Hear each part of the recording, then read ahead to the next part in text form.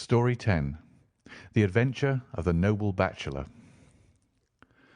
The Lord St. Simon marriage and its curious termination have long ceased to be a subject of interest in those exalted circles in which the unfortunate bridegroom moves. Fresh scandals have eclipsed it, and their more piquant details have drawn the gossips away from this 4-year-old drama.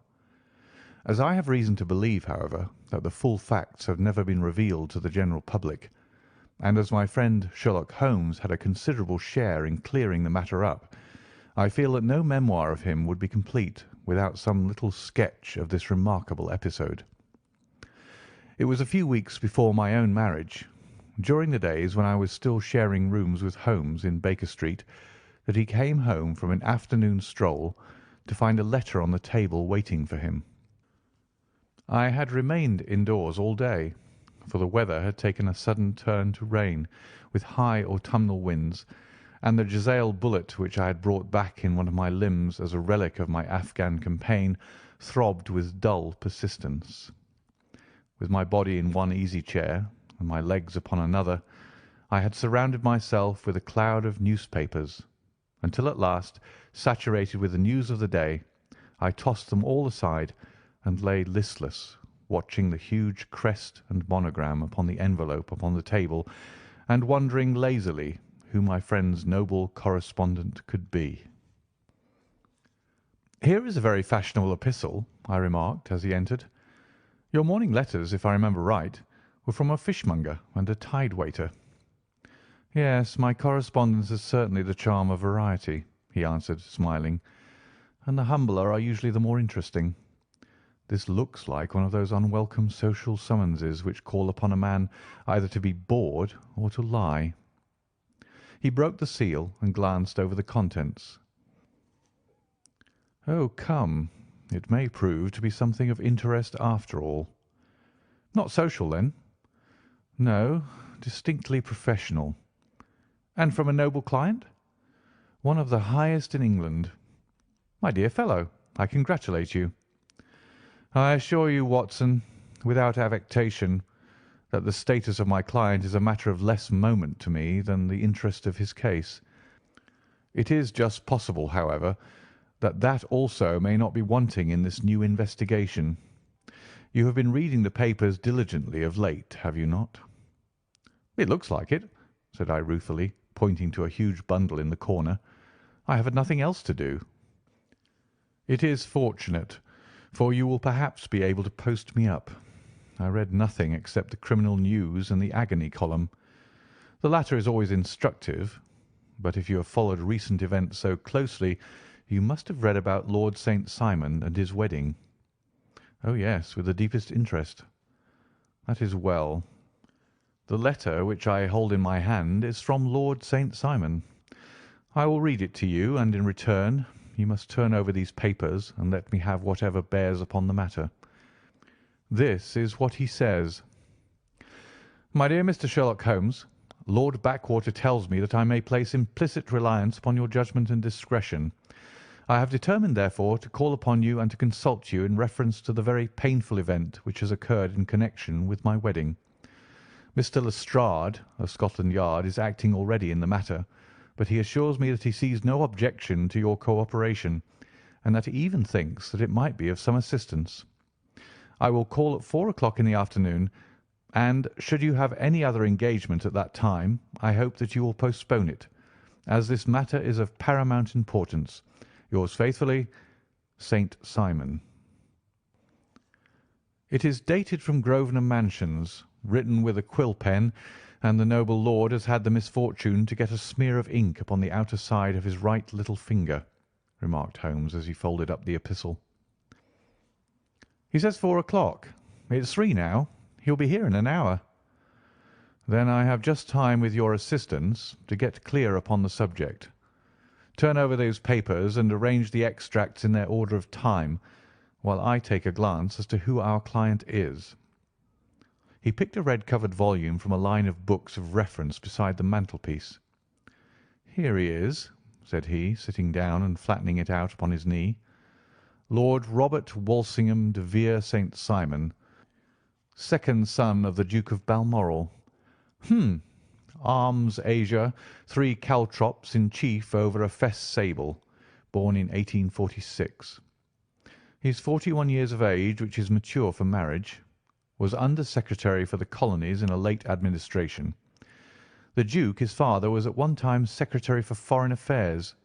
They inherit Plantagenet blood by direct descent, and Tudor on the distaff side. Ha! Well, there's nothing very instructive in all this. I think that I must turn to you, Watson, for something more solid. I have very little difficulty in finding what I want, said I, for the facts are quite recent, and the matter struck me as remarkable. I feared to refer them to you, however, as I knew that you had an inquiry on hand, and that you disliked the intrusion of other matters. Oh, you mean the little problem of the Grosvenor Square furniture van. That is quite cleared up now, though. Indeed, it was obvious from the first.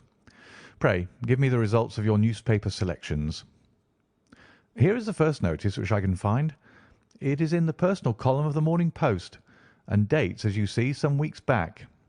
A marriage has been arranged, it says, and will, if rumour is correct, very shortly take place, between Lord Robert St. Simon, second son of the Duke of Balmoral, and Miss Hattie Doran, the only daughter of Aloysius Doran, Esquire, of San Francisco, California, USA. That is all. Terse and to the point, remarked Holmes, stretching his long, thin legs towards the fire. There was a paragraph amplifying this in one of the society papers of the same week. Ah, here it is. There will soon be a call for protection in the marriage market, for the present free trade principle appears to tell heavily against our home product. One by one the management of the noble houses of Great Britain is passing into the hands of our fair cousins from across the Atlantic.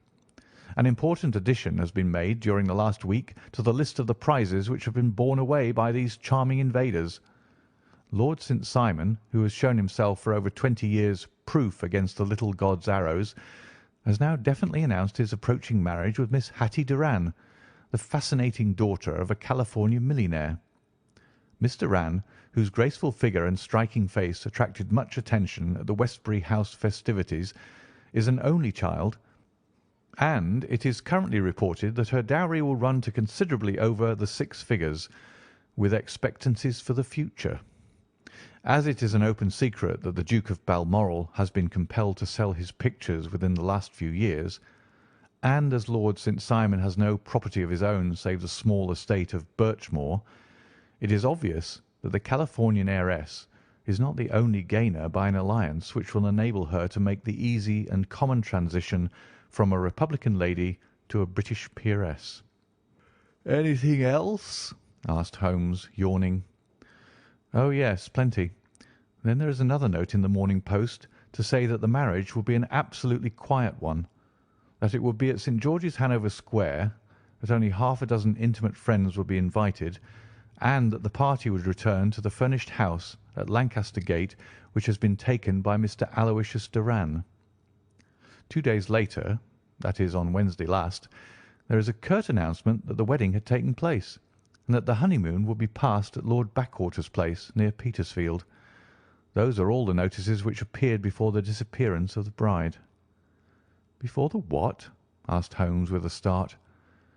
"The vanishing of the lady." "When did she vanish, then?" "At the wedding breakfast." "Indeed.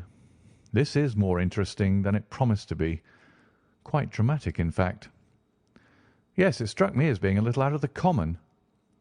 "They often vanish before the ceremony, and occasionally during the honeymoon, but I cannot call to mind anything quite so prompt as this. Pray let me have the details." "I warn you that they are very incomplete." "Perhaps we may make them less so." "Such as they are set forth in a single article of a morning paper of yesterday, which I will read to you.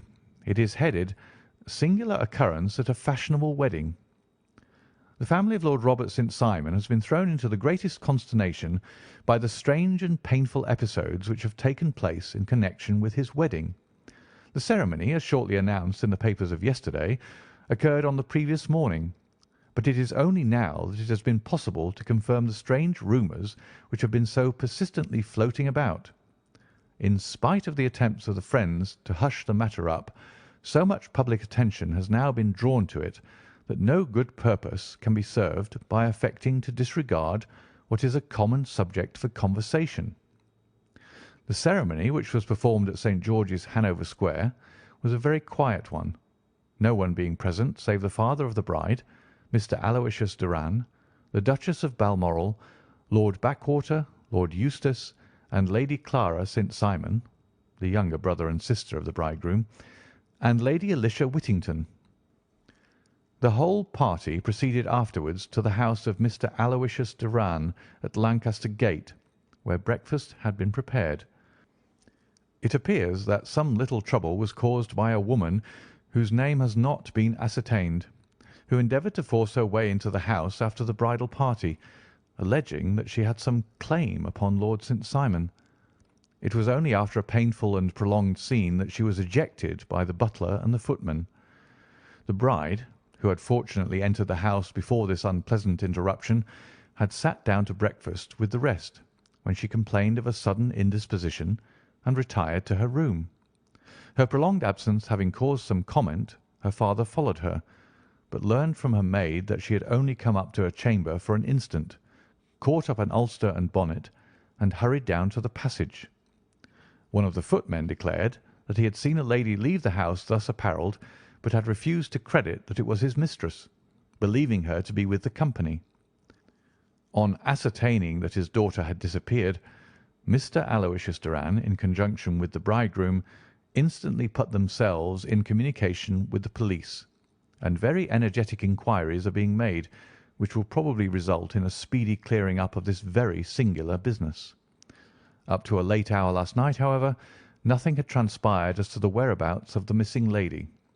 There are rumours of foul play in the matter, and it is said that the police have caused the arrest of the woman who had caused the original disturbance, in the belief that from jealousy or some other motive she may have been concerned in the strange disappearance of the bride. And that is all? Only one little item in another of the morning papers, but it is a suggestive one. And it is that Miss Flora Miller, the lady who had caused the disturbance, has actually been arrested. It appears that she was formerly a danseuse at the Allegro, and that she has known the bridegroom for some years. There are no further particulars, and the whole case is in your hands now, so far as it has been set forth in the public press. And an exceedingly interesting case it appears to be. I would not have missed it for worlds. But there is a ring at the bell, Watson, and as the clock makes it a few minutes after 4, I have no doubt that this will prove to be our noble client. Do not dream of going, Watson, for I very much prefer having a witness, if only as a check to my own memory." "Lord Robert St. Simon," announced our page boy, throwing open the door. A gentleman entered with a pleasant, cultured face, high-nosed and pale, with something perhaps of petulance about the mouth, and with the steady, well-opened eye of a man whose pleasant lot it had ever been to command and to be obeyed. His manner was brisk, and yet his general appearance gave an undue impression of age, for he had a slight forward stoop and a little bend of the knees as he walked. His hair, too, as he swept off his very curly-brimmed hat, was grizzled round the edges and thin upon the top. As to his dress, it was careful to the verge of foppishness, with high collar, black frock-coat, white waistcoat, yellow gloves, patent leather shoes, and light-coloured gaiters.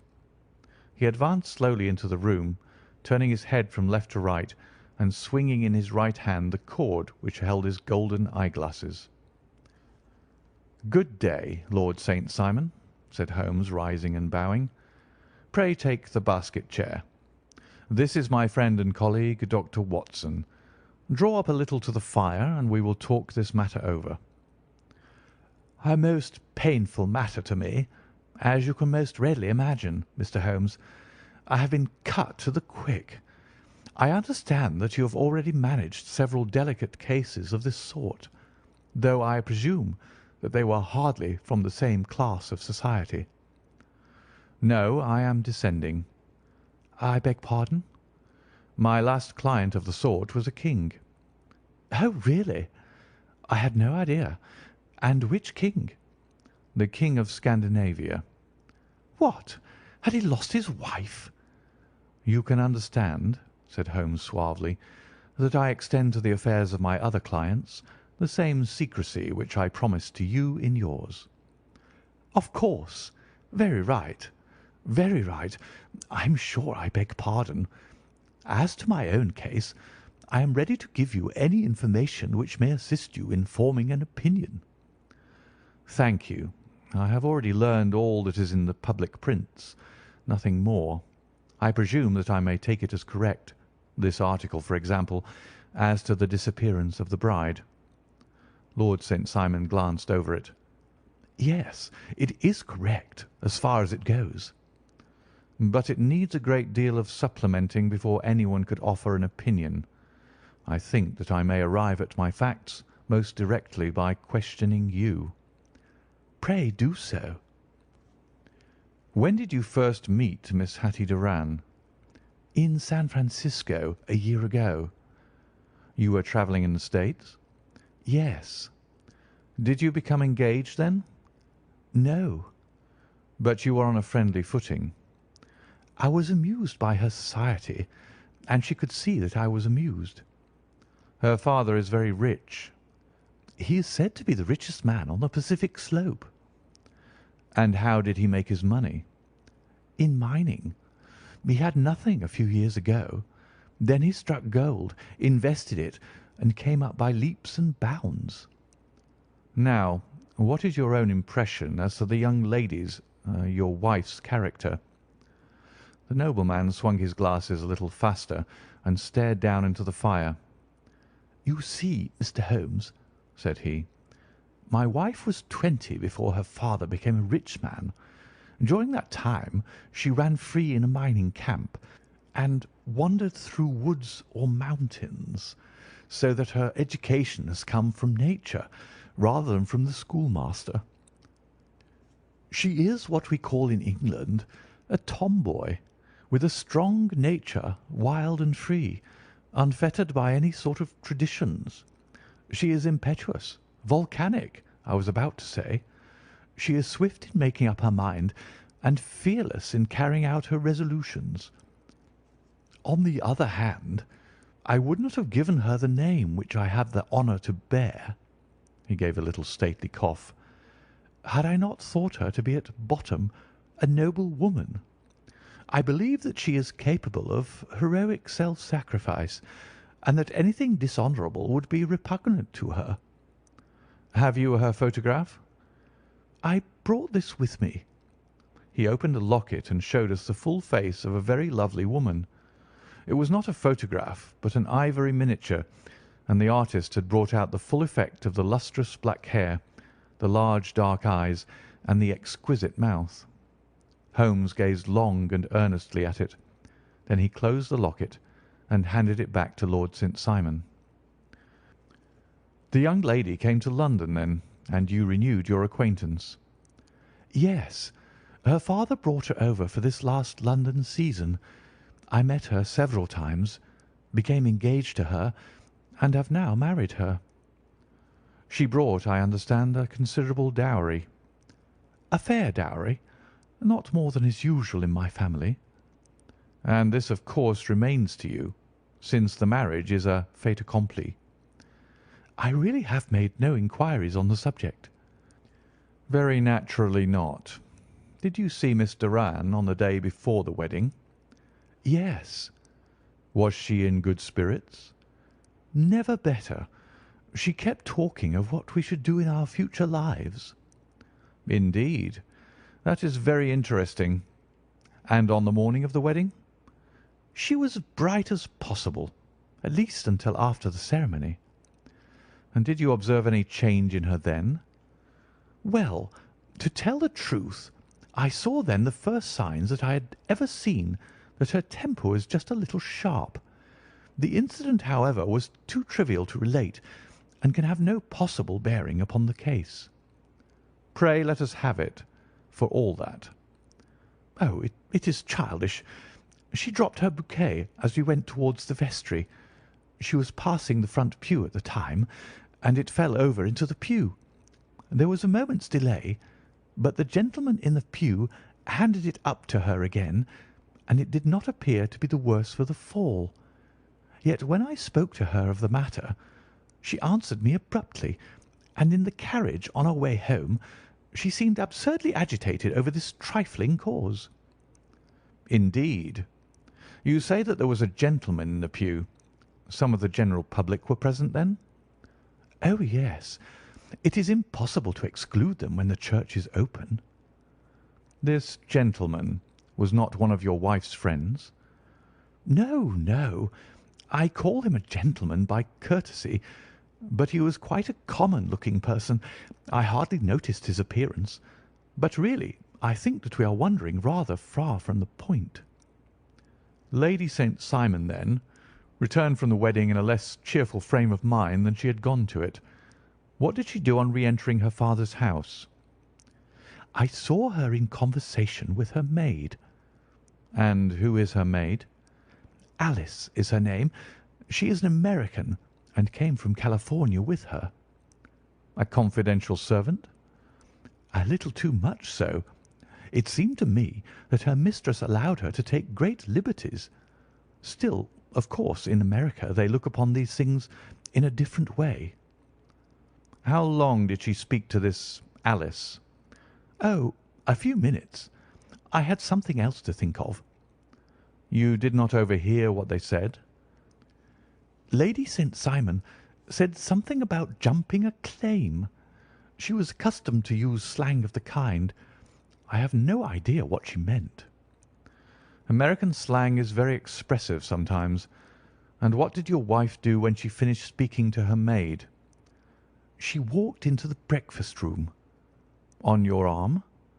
"No, alone. She was very independent in little matters like that.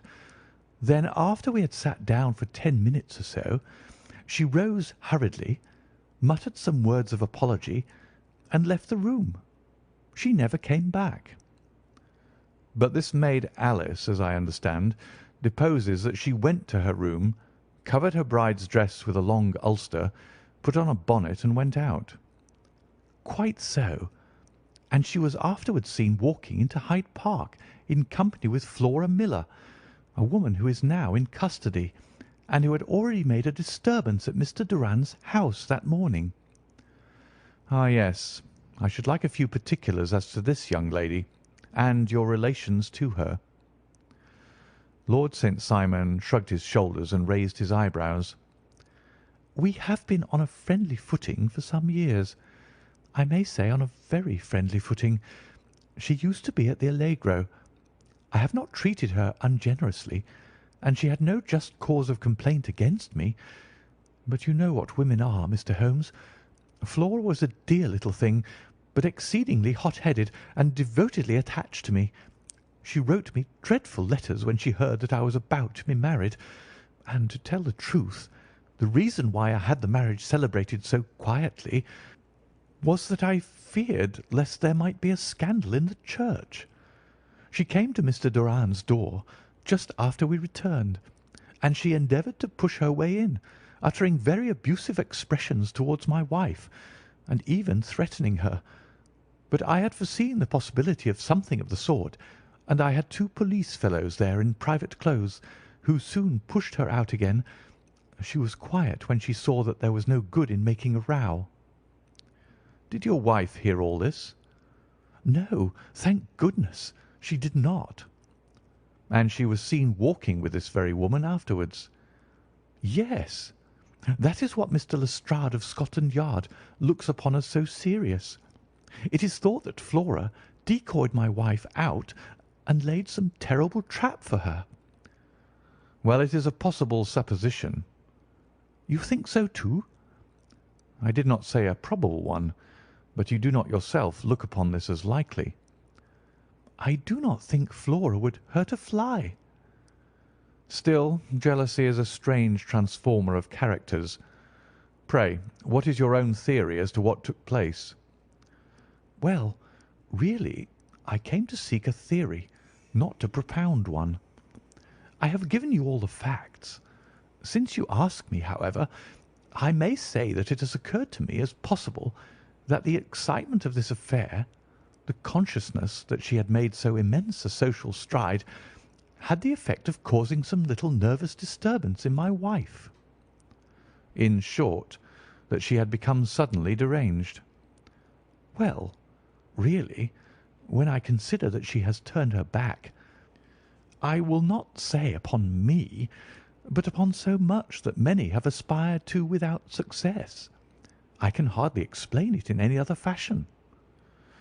Well, certainly that is also a conceivable hypothesis, said Holmes, smiling.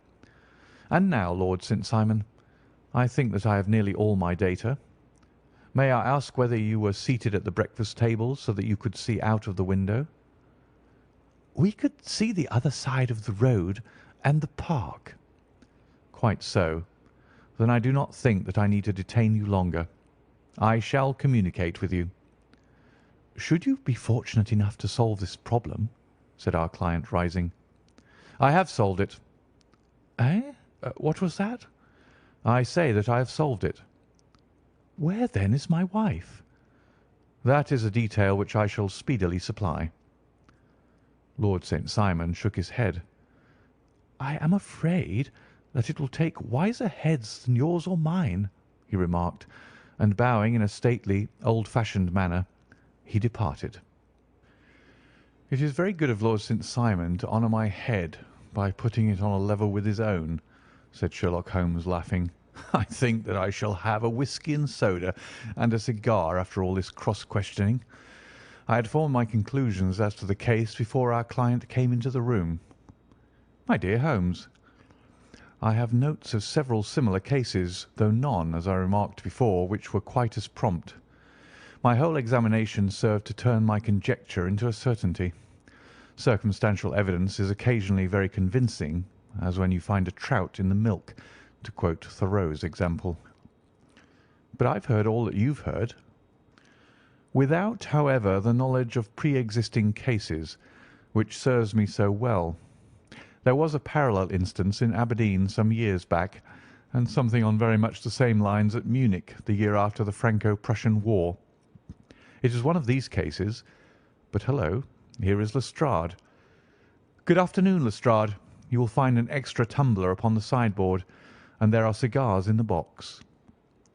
The official detective was attired in a pea jacket and cravat, which gave him a decidedly nautical appearance, and he carried a black canvas bag in his hand. With a short greeting, he seated himself and lit the cigar which had been offered to him.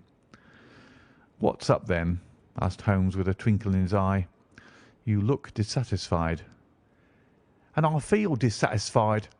It's this infernal St. Simon marriage case. I can make neither head nor tail of the business." "Really? You surprise me." "Who ever heard of such a mixed affair? Every clue seems to slip through my fingers. I've been at work upon it all day." "And very wet it seems to have made you," said Holmes, laying his hand upon the arm of the pea jacket.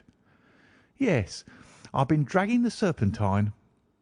"In heaven's name, what for?" "In search of the body of the Lady St. Simon." Sherlock Holmes leaned back in his chair and laughed heartily. "Have you dragged the basin of Trafalgar Square fountain?" he asked. "Why? What do you mean?" "Because you have just as good a chance of finding this lady in the one as in the other."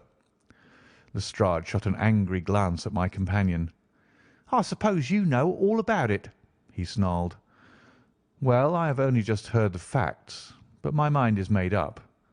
"Oh, indeed. Then you think that the Serpentine plays no part in the matter?" "I think it very unlikely." "Then perhaps you will kindly explain how it is that we found this in it." He opened his bag as he spoke, and tumbled onto the floor a wedding dress of watered silk, a pair of white satin shoes, and a bride's wreath and veil, all discoloured and soaked in water. "There," said he, putting a new wedding ring upon the top of the pile. "There is a little nut for you to crack, Mr. Holmes." "Oh, indeed," said my friend, blowing blue rings into the air. "You dragged them from the Serpentine?" "No, They were found floating near the margin by a park keeper. They had been identified as her clothes, and it seemed to me that if the clothes were there, the body would not be far off. By the same brilliant reasoning, every man's body is to be found in the neighbourhood of his wardrobe. And pray, what did you hope to arrive at through this?" "At some evidence implicating Flora Miller in the disappearance." "I am afraid that you will find it difficult." "Are you indeed now?" cried Lestrade with some bitterness. "I am afraid, Holmes, that you are not very practical with your deductions and your inferences. You have made two blunders in as many minutes. This dress does implicate Miss Flora Miller." "And how?" "In the dress is a pocket. In the pocket is a card case. In the card case is a note. And here is the very note." He slapped it down upon the table in front of him. "Listen to this. 'You will see me when all is ready. Come at once. F.H.M.'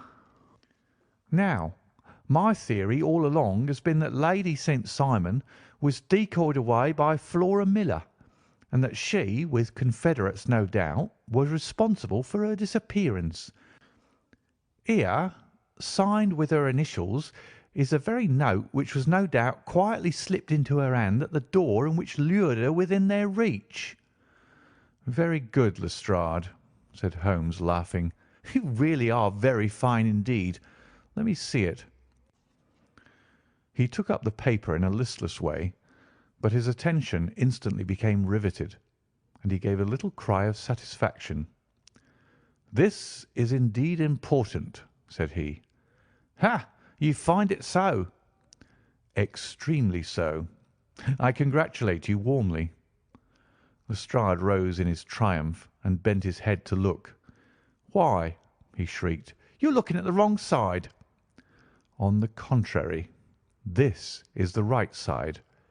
"The right side? You're mad.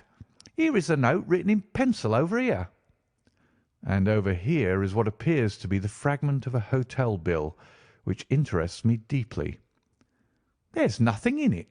I looked at it before," said Lestrade. "October 4th, rooms 8 shillings, breakfast 2 shillings 6pence, cocktail 1 shilling, lunch 2 shillings 6pence, glass sherry 8 pence. I see nothing in that." "Very likely not. It is most important all the same.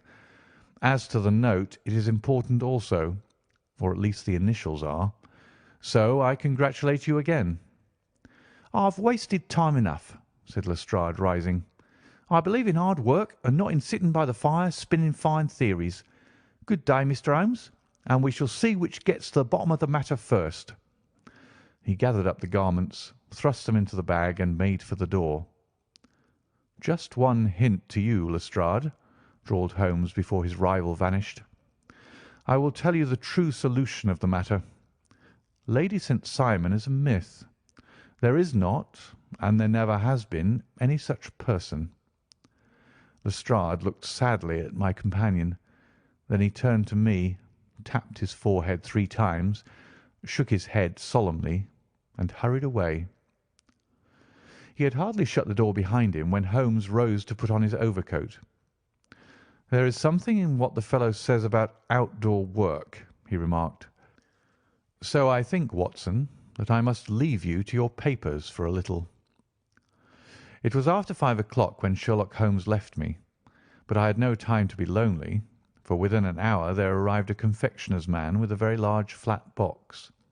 This he unpacked with the help of a youth whom he had brought with him, and presently, to my very great astonishment, a quite epicurean little cold supper began to be laid out upon our humble lodging-house mahogany. There were a couple of brace of cold woodcock, a pheasant, a pâté de foie gras pie, with a group of ancient and cobwebby bottles. Having laid out all these luxuries, my 2 visitors vanished away, like the genii of the Arabian Nights, with no explanation save that the things had been paid for and were ordered to this address. Just before 9 o'clock Sherlock Holmes stepped briskly into the room. His features were gravely set, but there was a light in his eye which made me think that he had not been disappointed in his conclusions. "They have laid the supper, then?" he said, rubbing his hands. "You seem to expect company. They've laid for 5. "Yes, I fancy we may have some company dropping in," said he. "I am surprised that Lord St. Simon has not already arrived. Ha! I fancy that I hear his step now upon the stairs." It was indeed our visitor of the afternoon who came bustling in, dangling his glasses more vigorously than ever, and with a very perturbed expression upon his aristocratic features. "My messenger reached you, then?" asked Holmes. "Yes, and I confess that the contents startled me beyond measure. Have you good authority for what you say?" "The best possible." Lord St. Simon sank into a chair and passed his hand over his forehead. "What will the Duke say," he murmured, "when he hears that one of the family has been subjected to such humiliation?" "It is the pure accident. I cannot allow that there is any humiliation." "Ah, you look on these things from another standpoint." "I fail to see that anyone is to blame. I can hardly see how the lady could have acted otherwise, though her abrupt method of doing it was undoubtedly to be regretted. Having no mother, she had no one to advise her at such a crisis." "It was a slight, sir, a public slight," said Lord St. Simon, tapping his fingers upon the table. "You must make allowance for this poor girl, placed in so unprecedented a position." "I will make no allowance. I am very angry indeed, and I have been shamefully used." "I think that I heard a ring," said Holmes. "Yes, there are steps on the landing. If I cannot persuade you to take a lenient view of the matter, Lord St. Simon, I have brought an advocate here who may be more successful." He opened the door and ushered in a lady and gentleman. "Lord St. Simon," said he, "allow me to introduce you to Mr. and Mrs. Francis Hay Moulton. The lady, I think, you have already met." At the sight of these newcomers our client had sprung from his seat and stood very erect, with his eyes cast down and his hand thrust into the breast of his frock-coat, a picture of offended dignity. The lady had taken a quick step forward and had held out her hand to him, but he still refused to raise his eyes.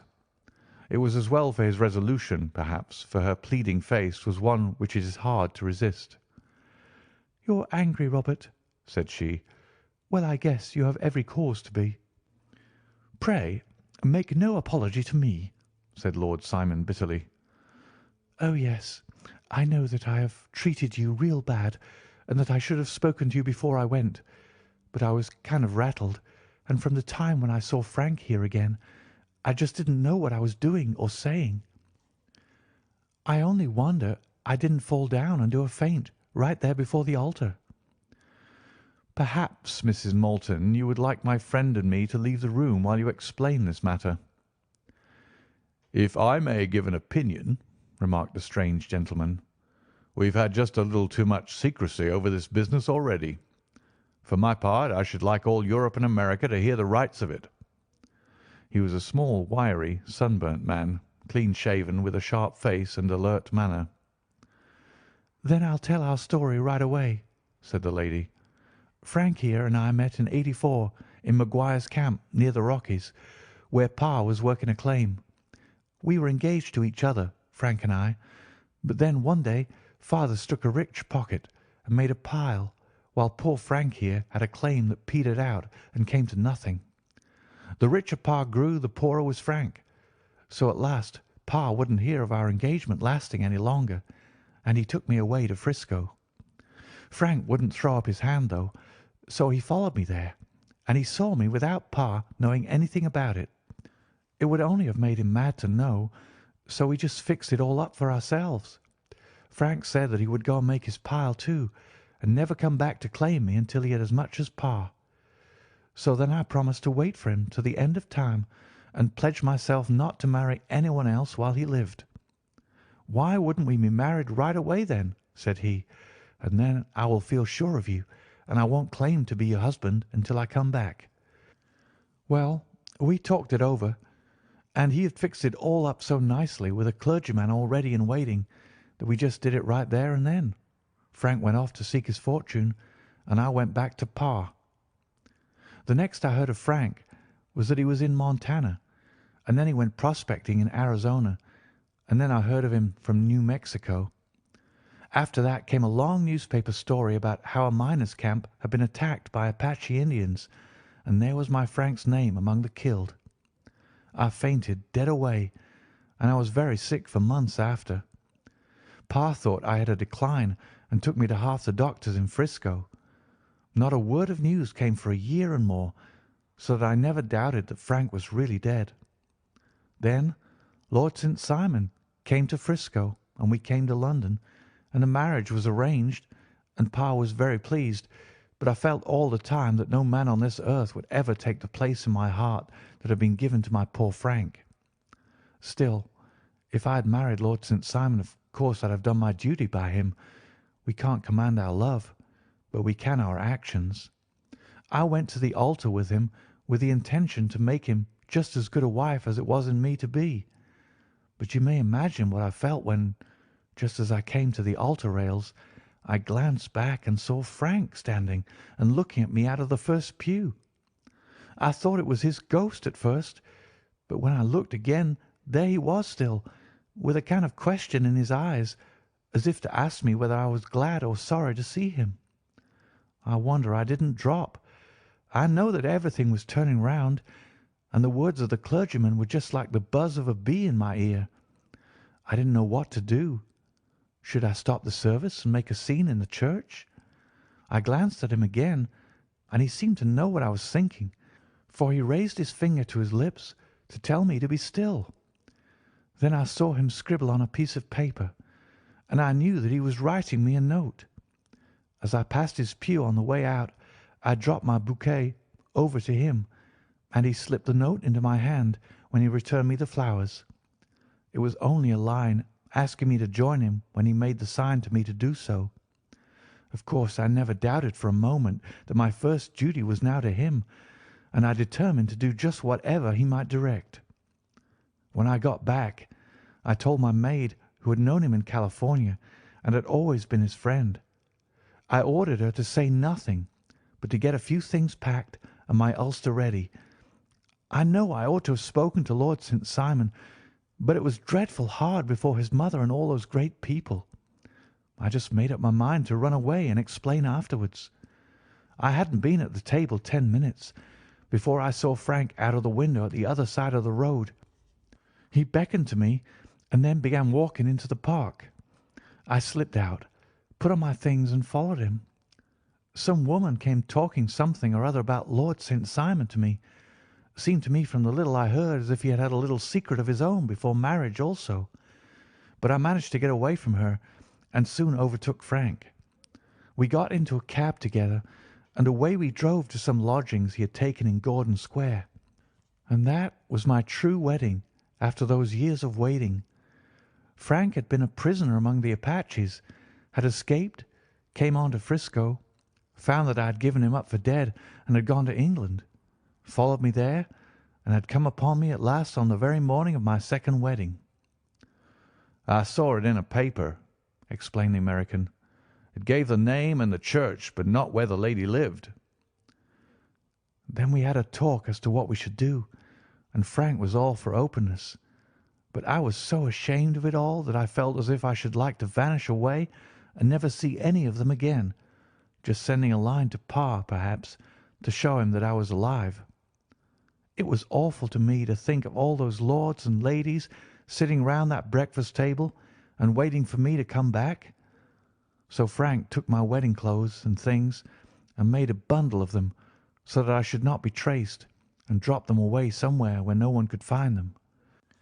It is likely that we should have gone on to Paris tomorrow, only that this good gentleman, Mr. Holmes, came round to us this evening, though how he found us is more than I can think, and he showed us very clearly and kindly that I was wrong and that Frank was right, and that we should be putting ourselves in the wrong if we were so secret.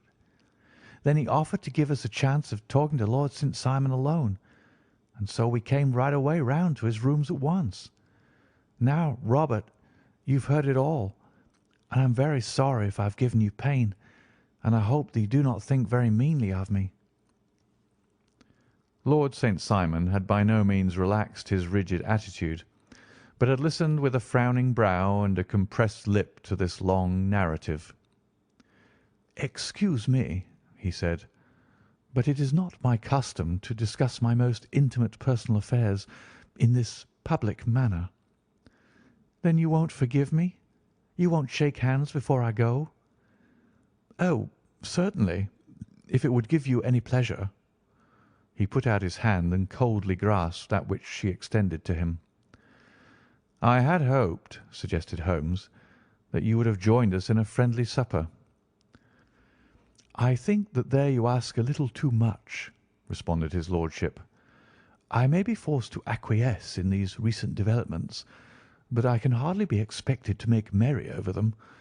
I think that with your permission I will now wish you all a very good night." He included us all in a sweeping bow and stalked out of the room. "Then I trust that you will at least honour me with your company," said Sherlock Holmes.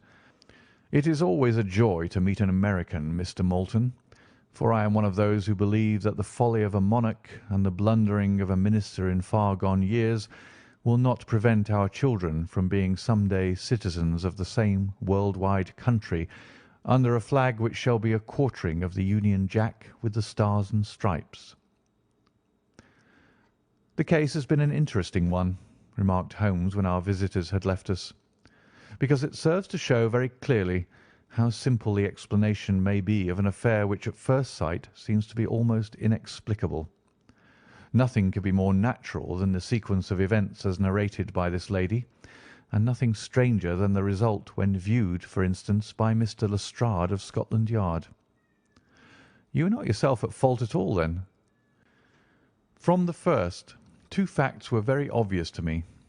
The one, that the lady had been quite willing to undergo the wedding ceremony. The other, that she had repented of it within a few minutes of returning home. Obviously something had occurred during the morning, then, to cause her to change her mind. What could that something be? She could not have spoken to anyone when she was out, for she had been in the company of the bridegroom. Had she seen someone, then? If she had, it must be someone from America, because she had spent so short a time in this country that she could hardly have allowed anyone to acquire so deep an influence over her that the mere sight of him would induce her to change her plans so completely. You see, we have already arrived, by a process of exclusion, at the idea that she might have seen an American. Then, who could this American be, and why should he possess so much influence over her? It might be a lover, it might be a husband. Her young womanhood had, I knew, been spent in rough scenes and under strange conditions. So far I had got before I ever heard Lord St. Simon's narrative. When he told us of a man in a pew, of the change in the bride's manner, of so transparent a device for obtaining a note as the dropping of a bouquet, of her resort to her confidential maid, and of a very significant allusion to claim jumping, which in miners' parlance means taking possession of that which another person has a prior claim to, the whole situation became absolutely clear. She had gone off with a man, and the man was either a lover or was a previous husband, the chances being in the favour of the latter. "And how in the world did you find them?" "It might have been difficult, but friend Lestrade held information in his hands the value of which he did not himself know. The initials were, of course, of the highest importance, but more valuable still was it to know that within a week he had settled his bill at one of the most select London hotels." "How did you deduce the select?" "By the select prices. 8 shillings for a bed and 8 pence for a glass of sherry pointed to one of the most expensive hotels. There are not many in London which charge at that rate. In the second one, which I visited in Northumberland Avenue, I learned by an inspection of the book that Francis H. Moulton, an American gentleman, had left only the day before, and on looking over the entries against him I came upon the very items which I had seen in the duplicate bill. His letters were to be forwarded to 226 Gordon Square. So thither I travelled, and being fortunate enough to find the loving couple at home, I ventured to give them some paternal advice, and to point out to them that it would be better in every way that they should make their position a little clearer both to the general public and to Lord St. Simon in particular. I invited them to meet him here, and, as you see, I made him keep the appointment." "But with no very good result," I remarked.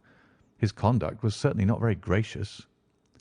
"Ah, Watson," said Holmes, smiling, "perhaps you would not be very gracious either, if, after all the trouble of wooing and wedding, you found yourself deprived in an instant of wife and of fortune.